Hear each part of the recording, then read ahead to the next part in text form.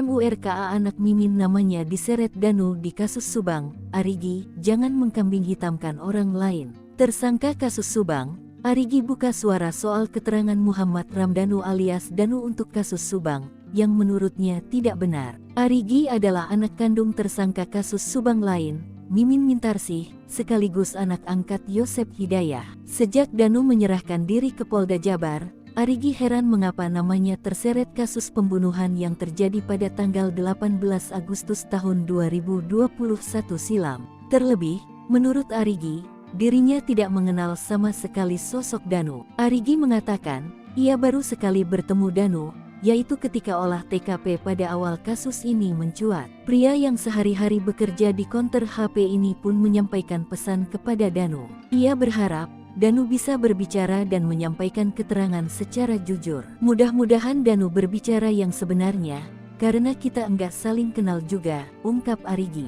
Ngomong aja yang sejujurnya, siapa pelakunya, jangan mengkambing hitamkan orang lain, sambungnya. Lebih lanjut, Arigi juga berharap pria yang menyeret namanya dalam kasus Subang itu senantiasa diberikan kesehatan.